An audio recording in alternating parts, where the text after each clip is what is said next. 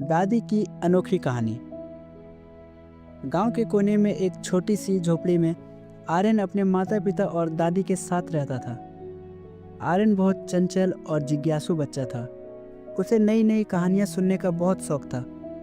हर रात जब चांदनी उसकी खिड़की पर दस्तक देती तो वह दौड़कर अपनी दादी के पास बैठ जाता और उनसे कहानी सुनने की जिद करता।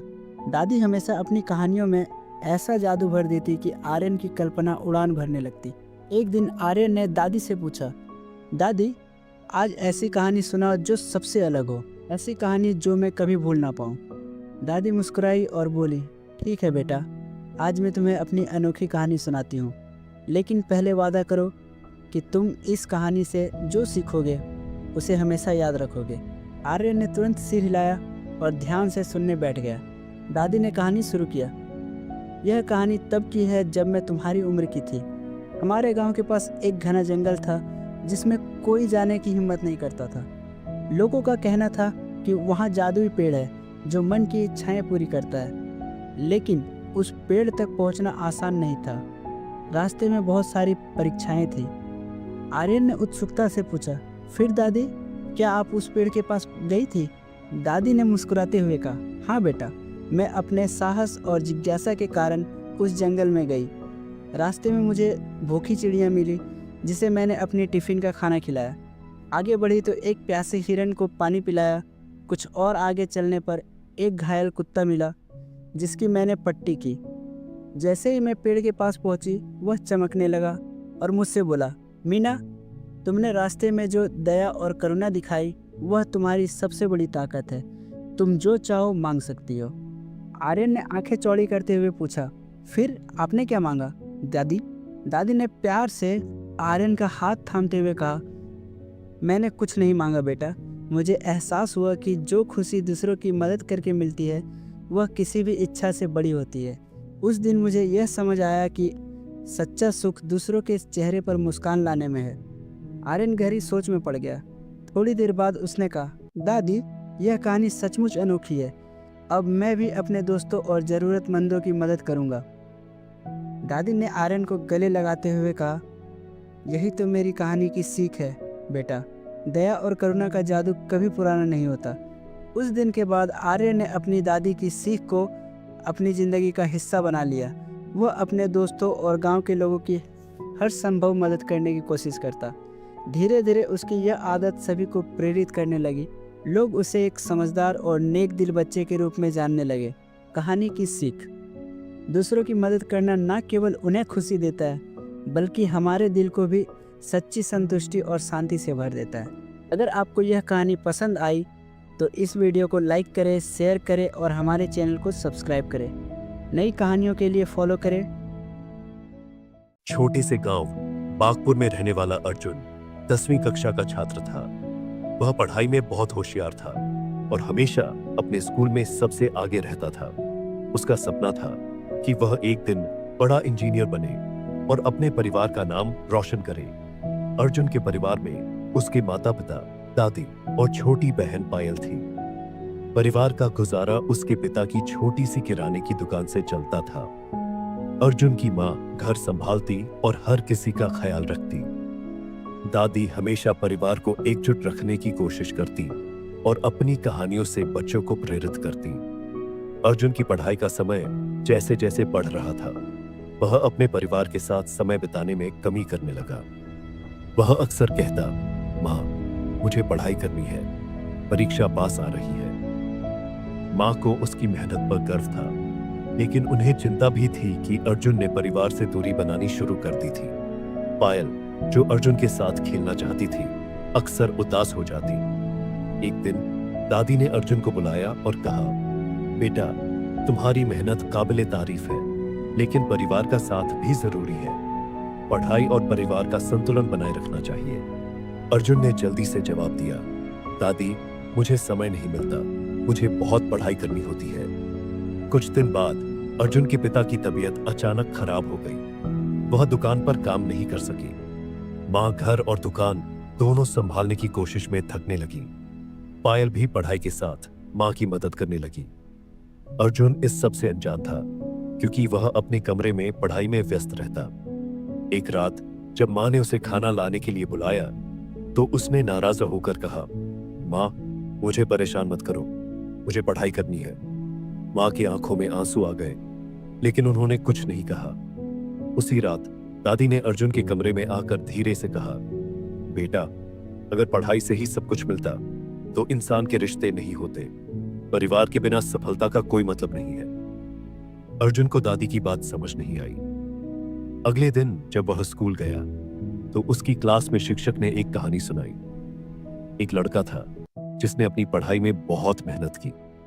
उसने सफलता पाई, लेकिन जब वह घर लौटा तो उसके परिवार के लोग उसे छोड़ चुके थे क्योंकि उसने उनके साथ समय नहीं बिताया। सफलता का असली आनंद तब आता है जब आपके अपने आप के साथ हो। अर्जुन को यह सुनकर झटका लगा। उसे एहसास हुआ कि वह भी अपनी पढ़ाई में इतना खो गया था कि उसने अपने परिवार की परवाह करना बंद कर दिया था। उस शाम अर्जुन ने घर आकर माँ से माफी मांगी। उसने कहा, माँ, मुझे माफ कर दो। मैंने आपको और परिवार को नजरअंदाज किया। अब मैं सबके साथ समय बिताऊंगा और पढ़ाई भी करूंगा। अर्जुन ने एक नया समय सारणी बनाया जिसमें वह पढ़ाई के साथ परिवार के लिए समय भी निकालने लगा। वह सुबह दुकान पर पिता की मदद करता, पायल के साथ शाम को खेलता और रात को दादी की कहानियां सुनता। माँ की आंखों में खुशी के आंसू थे। उन्होंने अर्जुन से कहा, बेटा, अब मुझे यकीन है कि तुम न सिर्फ सफल बनोगे बल्कि एक अच्छा इंसान भी बनोगे। अर्जुन ने अपनी परीक्षा में टॉप किया और सभी का दिल जीत लिया। उसे समझ आ गया था कि पढ़ाई और परिवार का संतुलन बनाकर ही असली सफलता पाई जा सकती है। इस कहानी ने यह सिखाया कि मेहनत और रिश्तों के बीच तालमेल होना जरूरी है। परिवार के बिना हमारी मेहनत का कोई मतलब नहीं है। शिक्षा सफलता का असली आनंद तभी है जब आपके अपने आप के साथ हो। पढ़ाई और परिवार के बीच संतुलन बनाकर ही आप एक खुशहाल और सफल जीवन जी सकते हैं। हेलो प्यारे दर्शकों, आज की कहानी है परिवार का महत्व एकता में शांति है। गांव के एक छोटे से परिवार की कहानी है। ये उस गांव में एक बुजुर्ग व्यक्ति रामू काका अपने 3 बेटों के साथ रहते थे। रामू काका बहुत समझदार थे और अनुभव से भरे हुए व्यक्ति थे, लेकिन उनके बेटे हमेशा अपने आप में झगड़ा करते रहते थे। तीनों बेटे का स्वभाव अलग अलग था। एक दिन रामू काका ने देखा कि उनके बेटे छोटी छोटी बातों पर लड़ाई करते रहते और कभी किसी का साथ नहीं देते। रामू काका के बेटे राम, मोहन और सुभाष अक्सर अपने फायदे के लिए सोचते और घर पर एकता की नजरअंदाज कर देते। उन्हें लगता था कि वो अकेले ही अपने जीवन में हर समस्याओं का हल कर सकते हैं। वे अपने खेतों में काम अलग अलग करते और एक दूसरे की मदद नहीं करते। इसके कारण उनके मन में कभी सफलता नहीं होती। एक दिन रामू काका ने महसूस किया कि अगर ये हमेशा उनके बेटे में एकता नहीं होगी तो वे बड़ी समस्या में फंस सकते हैं। उन्होंने एक योजना बनाई कि वे अपने 3 बेटों को बुलाकर कहा, बेटा, मैं अब बूढ़ा हो गया हूँ, मेरी स्वास्थ्य अब ठीक नहीं रहती, मुझे पता नहीं कि मेरी मौत कब आ जाए। मेरे मरने पर तुम्हें एक सीख देना चाहता हूँ। अगर तुम समझ लोगे तो जीवन में कभी असफल नहीं रहोगे। तीनों बेटे ने अपने पिता की बात सुनकर चुप हो गए। वे जानते थे कि उनके पिता हमेशा कुछ महत्वपूर्ण बातें ही बताते थे। रामू काका ने तीनों की लकड़ियों में एक गट्ठा दिया और उन्हें कहा, जब ये लकड़ियां लाई गई तो उन्हें कभी लकड़ियों के साथ बांध दिया गया था और कहा, अब बारी बारी से कोशिश करो इस गड्ढे को तोड़कर देखने का। तीनों बेटे ने बारी बारी कोशिश की, लेकिन इसमें उस गड्ढे को नहीं तोड़ पाए। सभी हैरान थे कि ये कैसे हो सकता है। रामू काका मुस्कुराए और कहे, अब इस गड्ढे को खोलो और एक एक लड़कियां अपने हाथ में ले लो। बेटों ने गड्ढे को खोलकर एक एक लकड़ियां अपनी आसानी से तोड़ दी। तभी रामू काका ने कहा, देखो, ये लकड़ियां एक साथ थी तो इन्हें तोड़ना नामुमकिन हो गया था, लेकिन जब ये अलग हो गई तो इन्हें तोड़ना बहुत आसान हो गया। इसी तरह यदि तुम तीनों एक साथ रहोगे, एक दूसरे की मदद करोगे, तो कोई भी समस्या तुम्हें नहीं तोड़ पाएगी। पर यदि तुम अकेले अकेले रहोगे तो हर मुश्किल में हार जाओगे।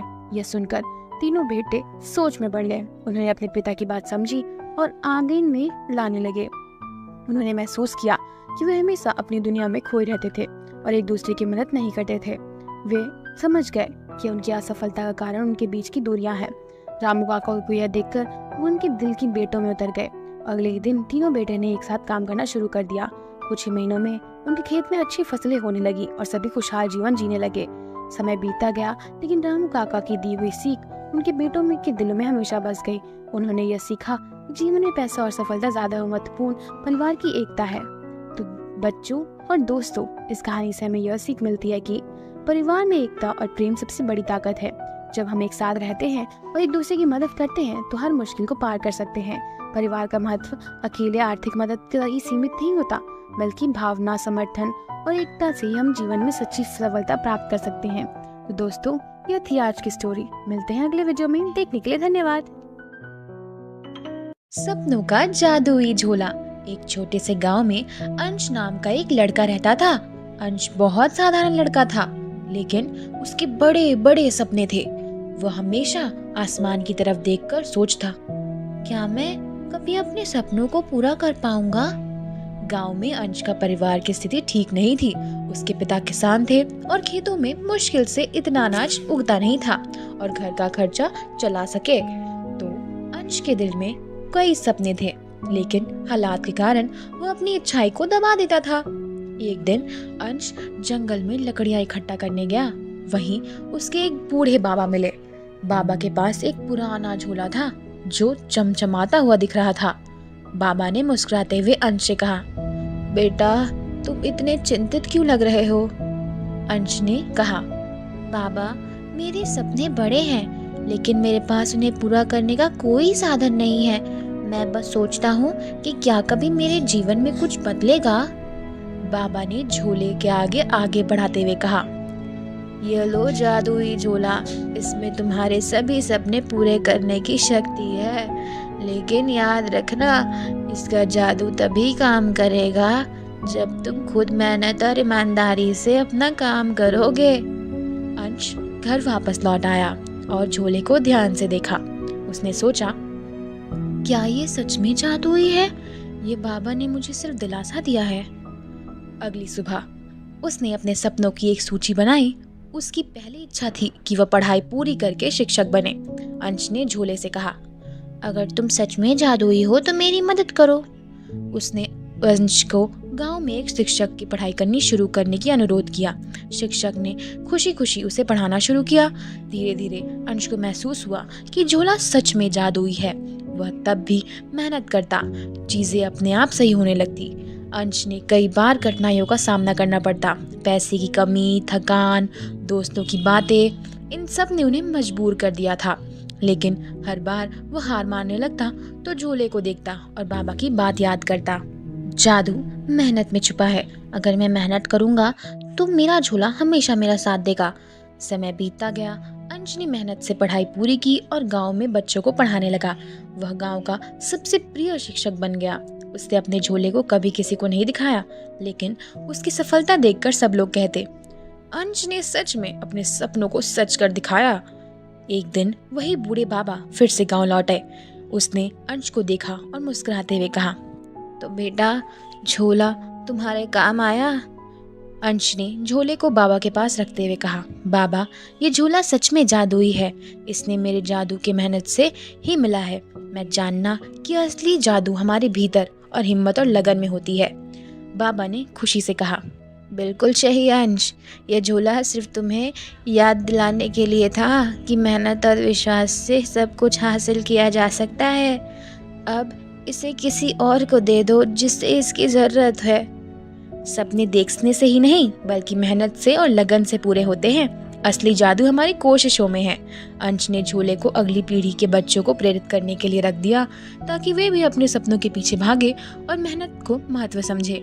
यह कहानी बच्चों को सिखाती है कि मेहनत, विश्वास और लगन से किसी भी बड़े सपने को पूरा किया जा सकता है। तो दोस्तों, ये थी आज की स्टोरी। मिलते हैं अगले ही ऐसी मजेदार वीडियो के साथ। तब तक के लिए धन्यवाद। आज की कहानी है कभी हार मत मानो। गांव के किनारे रहने वाले अर्जुन का सपना था कि वह एक दिन रनर बने, वह अपने गांव का नाम रोशन करे। अर्जुन गरीब परिवार से था, लेकिन उसकी मेहनत और लगन अद्भुत थी। सुबह उठकर जल्दी दौड़ की प्रैक्टिस करना और खेतों में काम करना उसका दिनचर्या था। उसके पिता ने एक दिन कहा, बेटा, दौड़ने से पेट नहीं भरता, खेती में ध्यान दो। लेकिन अर्जुन ने जवाब दिया, पिताजी, अगर मैं अपने सपनों को छोड़ दूं तो मैं खुद में कभी खुश नहीं रह पाऊंगा। गांव में एक दिन दौड़ की प्रतियोगिता का आयोजन हुआ। अर्जुन ने सोचा कि यह उसका पहला मौका है खुद को साबित करने का। उसकी कड़ी मेहनत और प्रतियोगिता में हिस्सा लिया। दौड़ शुरू हुई। अर्जुन ने तेजी से दौड़ लगाई, लेकिन फिनिश लाइन से कुछ दूर पर होकर ठोकर खाकर गिर पड़ा। उसके साथ दौड़ने वाले सभी धावक पीछे छोड़ दिया। अर्जुन हताश हो गया। वो सोचने लगा, क्या मैं कभी अच्छा धावक बन पाऊंगा? गांव के लोगों ने भी कहने लगा, अर्जुन दौड़ना छोड़ो, यह तुम्हारी बस की बात नहीं। लेकिन अर्जुन ने माँ से उसे समझाया, बेटा, हार का मतलब ये नहीं कि तुम कोशिश करना बंद कर दो। गिरने के बाद उठना ही सच्ची जीत है। अर्जुन ने अपनी सफलता से सीखा और फैसला किया कि उसने दौड़ की तकनीक पर काम किया और अपनी कमजोरी ताकत में बदलने की कोशिश की। इस बार उसने खुद से कहा, मैं हार मानने के लिए नहीं बना, मैं तब तक कोशिश करता रहूंगा जब तक जीत नहीं मिलती। कुछ महीनों बाद शहर की एक बड़ी दौड़ की प्रतियोगिता हुई। अर्जुन ने उसमें भाग लेने का फैसला किया। उसने कड़ी मेहनत की और अपने आप को पूरी तरीके से तैयार किया। दौड़ के दिन अर्जुन ने अपने दिल में यह ठान लिया कि वह अपना सर्वश्रेष्ठ देगा, चाहे नतीजा कुछ भी हो। दौड़ शुरू हुई। इस बार अर्जुन ने तो जल्दी कर रहा था, न घबरा रहा था। उसने अपनी गति को बनाए रखा। अंत में वह सबसे पहले फिनिश लाइन पर पहुंचा। अर्जुन की जीत में गांव के लोग हैरान हो गए। उसकी यह हतोत्साहित कर रहे थे, अब उनकी तारीफ कर रहे थे। अर्जुन ने अपनी ट्रॉफी अपने माता पिता को समर्पित करते हुए कहा, यह मेरी जीत मेरी माँ की है, जिसने मुझे सिखाया कि कभी हार मत मानो। अर्जुन की यह कहानी पूरे गांव में एक प्रेरणा बन गई। छोटे छोटे बच्चे जो पहले आसानी से हार मान लेते थे, वह अब अर्जुन से सीख लेकर अपने सपनों के लिए मेहनत करने लगे। इस कहानी से हमें यह सीख मिलती है कि असफलता कभी अंतिम पड़ाव नहीं होता। हार से सीखकर कोशिश जारी रखनी चाहिए। सच्ची जीत उनकी होती है जो कभी हार नहीं मानते। तो दोस्तों, यह थी आज की कहानी। मिलते हैं अगले वीडियो में। देखने के लिए धन्यवाद।